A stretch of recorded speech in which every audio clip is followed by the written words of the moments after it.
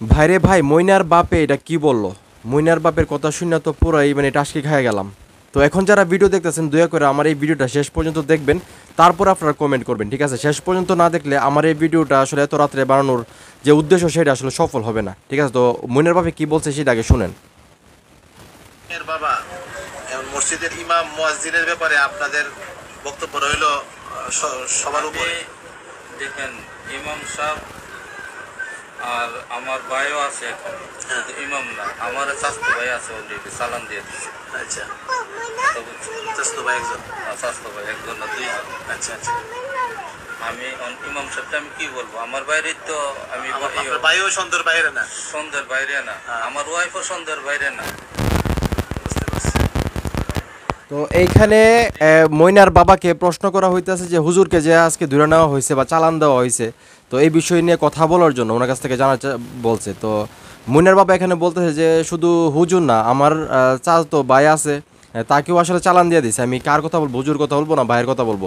আর এই ঘটনাটা ঘটার পর থেকে আসলে আমার আশেপাশে যারা আছে সবাই আসলে সন্দেহের ভিতরে। আমার মানে ভাই তো সন্দেহের ভিতরেই, এমনকি আমার যে ওয়াইফ তিনিও সন্দেহের ভিতরে।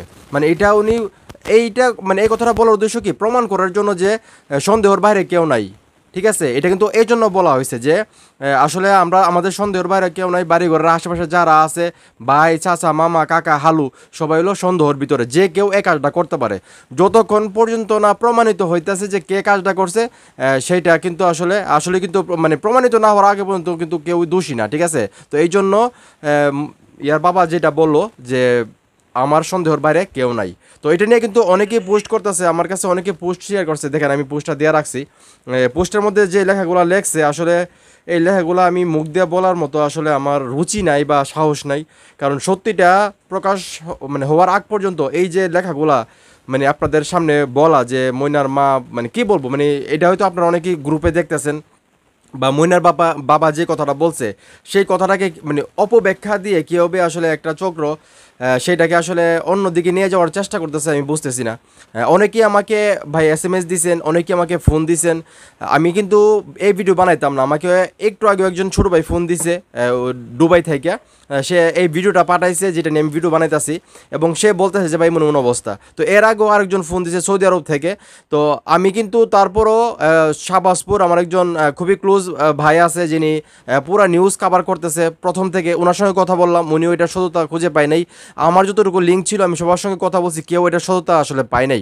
জাস্ট একটা কথার উপরে ডিপেন্ড করে মইনার বাবা বললো যে আমার সন্দেহের বাইরে কেউ নাই, আমার শাশুর বাইরে অলরেডি চালান দিয়ে দিছে, হুজুরে চালান দিছে, বা আমার বউ আসলে এই সন্দেহের ভিতরে। উনি জাস্ট কথার কথা প্রমাণ করার জন্য বলছে। তো এটাকে যেভাবে ঘুরানো হচ্ছে বা যেভাবে পোস্ট করা হচ্ছে, এটা আসলে প্রমাণ হওয়ার আগ পর্যন্ত আমি এটা নিয়ে কথা বলতে পারবো না। যারা আমাকে আসলে কমেন্ট বক্সে মইনার মার সম্পর্কে যে ইয়াটা পাঠাইছেন, স্ক্রিনশটটা পাঠাইছেন, বা মেসেঞ্জারে যারা পাঠাইছেন, বা যারা ফোন দিয়ে বলছেন যে এটা সত্য না মিথ্যা, ভাই আমি অনেক চেষ্টা করছি এটা সততা মানে কি সত্য না মিথ্যা, আমি এটার কোনো সততা পাই নাই। তো আমি এটা নিয়ে কথা বলতে পারবো না, ঠিক আছে? আর ওনাদের পরিবারের উপর যে অবস্থা যা যাচ্ছে মা বাবার উপরে, আসলে একটা জিনিস প্রমাণ না হইলে এটা বলা আসলে উচিত না, কারণ তারা এমনিই ভেঙ্গা পড়ছে। আর আমি কিন্তু এই যে হুজুরদেরকে যে নেওয়া হয়েছে আজকে রিমান্ডে, বা মহজ্জিম যে নেওয়া হয়েছে, আমি কিন্তু তাদেরকে নিয়েও কথা বলছি। কারণ আমি কিন্তু বলছি যে প্রমাণ হওয়ার আগ পর্যন্ত কাউকে সন্দেহ কইরা রিমান্ডে নেওয়া কতটা যৌক্তিক। আমি কিন্তু বলছি যে DNA টেস্টের মাধ্যমে দোষীদেরকে খুঁজে বের করার জন্য।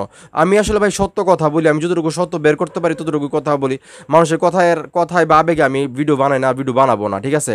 তো আমি এই ভিডিও দেখা, মইনার বাবার ভিডিও দেখা এবং মানুষের সঙ্গে কথা বলে যতটুকু বুঝতে পারছি এতটুকুই আপনাদের সামনে তুলে ধরলাম।